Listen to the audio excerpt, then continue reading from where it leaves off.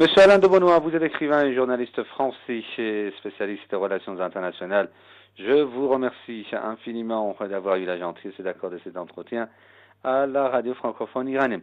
Monsieur de Benoît, comment analysez-vous les récentes déclarations d'un sénateur américain qui a dit que les États-Unis devront envisager de créer des bases permanentes en Afghanistan, des bases militaires permanente en Afghanistan?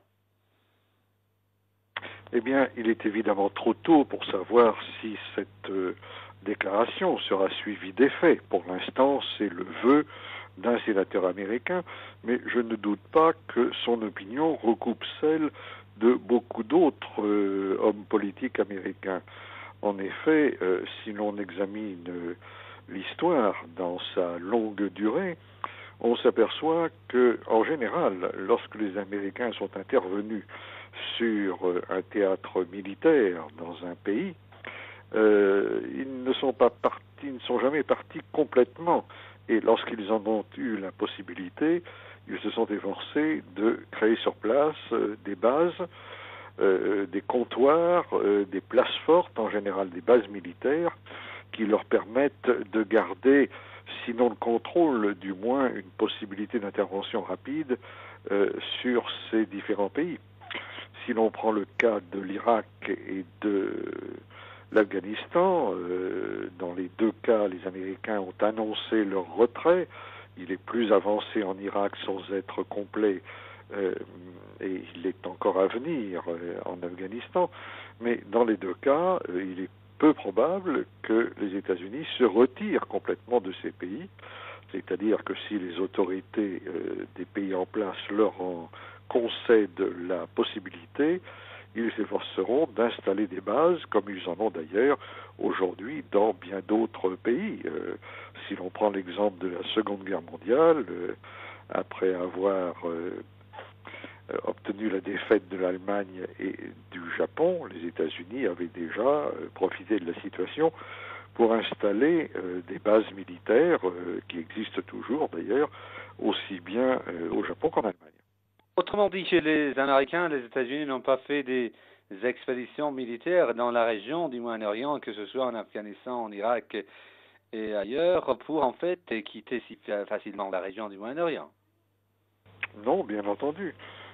Sans ça, ça serait vraiment une défaite totale en cas d'échec.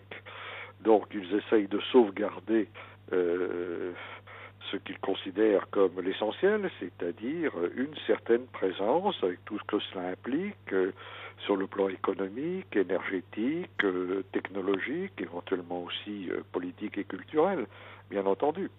Ils n'ont pas pu le faire toujours. Si l'on prend l'exemple de la guerre du Vietnam, par exemple, lorsque les Américains ont été obligés de rembarquer après leur défaite au Vietnam, les autorités vietnamiennes ne les ont pas autorisés à installer des bases dans ce pays.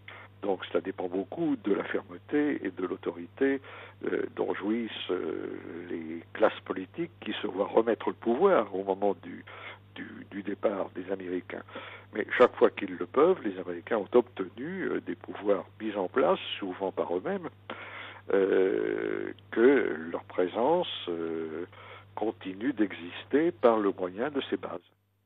Monsieur de Benoît, une dernière question. L'idée de la création des bases militaires permanentes américaines en Afghanistan montre-t-elle, d'après vous, le fait que les objectifs poursuivis par les États-Unis en Afghanistan dépassent les frontières afghanes? Oui, bien entendu. Bien entendu, c'est un jeu beaucoup plus stratégique, beaucoup plus général.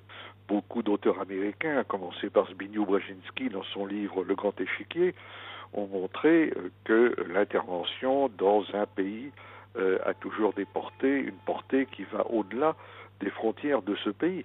J'ajouterais que les États-Unis sont une grande puissance maritime et que l'installation de comptoirs ou de bases un peu partout dans le monde est une des méthodes préférées des grandes puissances maritimes par opposition aux puissances terrestres ou continentales.